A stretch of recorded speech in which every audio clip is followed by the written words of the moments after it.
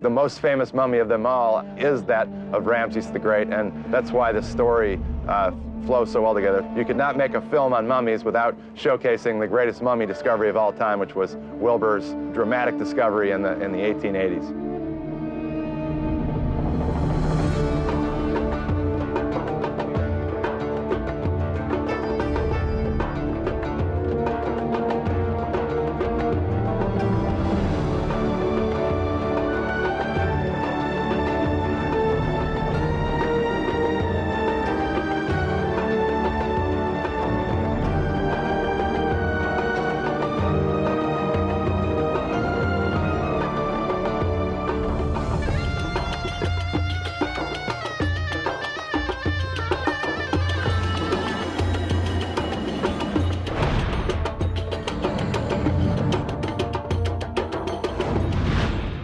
So I've been working on this for about 8 years, and it started out of a conversation that I had with Bob Breyer, who was a great friend already and an eminent Egyptologist, about what was missing from the IMAX world, and out of that came an idea to make a film about mummies.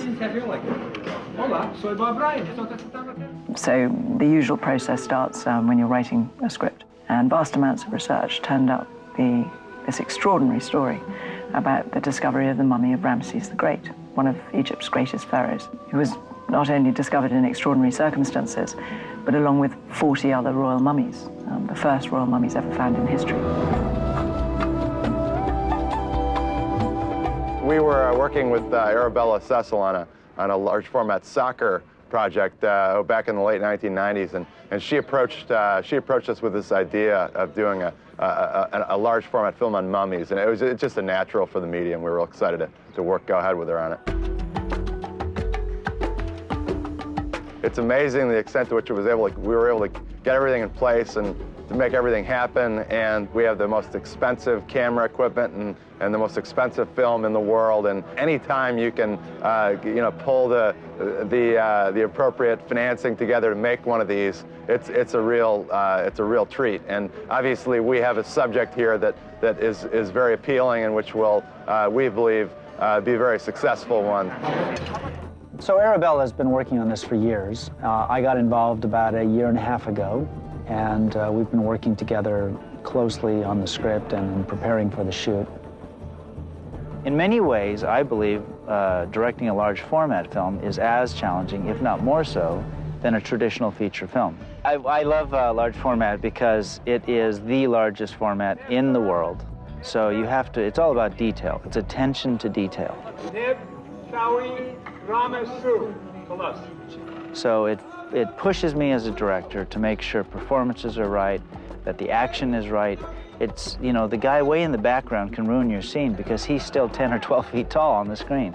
So you really have to focus yourself as a director, make sure everything absolutely works. This assignment was especially great for me because it was a return to some very familiar territory. We were able to see the subject matter in a very different context.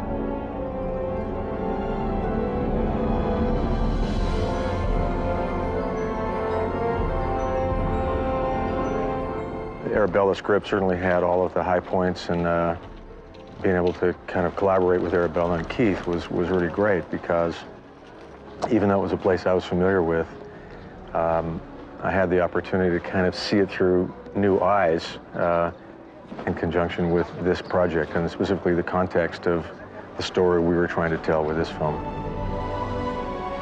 Okay, silence please, we are shooting! One of the interesting challenges of directing a large format film is trying to include dramatic sequences, which are notoriously difficult to do effectively in that large format screen. Action!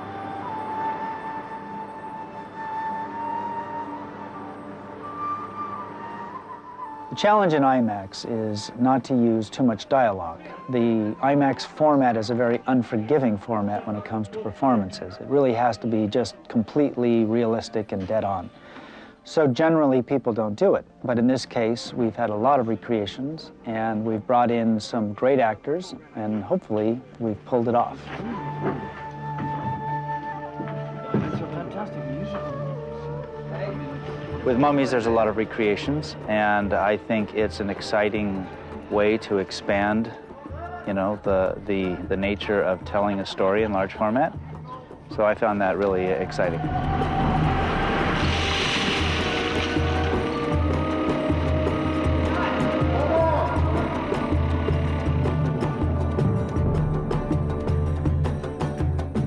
I think one of the big challenges certainly facing me in the early days as a writer was wanting to incorporate science so that you have the meeting of the two cultures, as C.P. Snow described them, that it really is art and science woven together.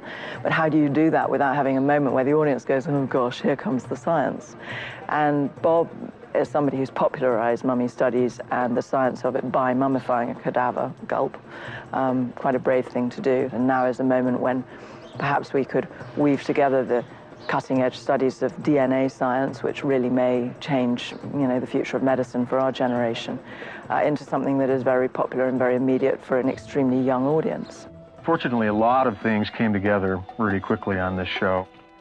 For me, especially by way of crew, and we were able to pull the best A-team in large format production from the U.S. and combine it with the very best filmmakers in both Morocco and Egypt. And it was really a wonderful thing to see the cross-cultural mix. And the interesting thing about the schedule, since it was a very ambitious film for the amount of time we had to shoot, it required, you know, basically hitting the ground running.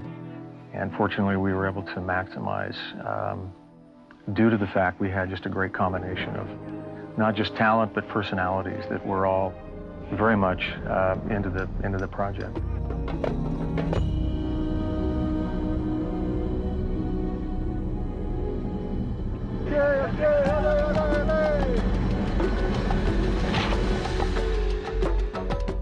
I honestly think that we've been able to achieve some things on this picture, both in terms of the docudrama approach, mixing dramatic elements to make the subject much more accessible to a younger audience with some really great science and history. So I think this film is going to have just the right mix, the right blend, and that's very satisfying in large format because it's as close as you can get to taking an audience to the real experience.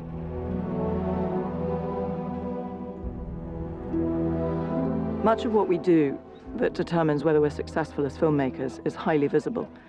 If the cast performs well, if the film looks right, if the script makes sense, and so on. But it's also about putting your budget on screen. Essentially, we're creating a feature film. We asked a lot of many departments. Lindsay Pugh headed wardrobe department. She was essentially a one-person team, did an amazing job. Art department, we were always nipping at their heels. As they were finishing building and dressing sets, we were right behind them and ready to shoot.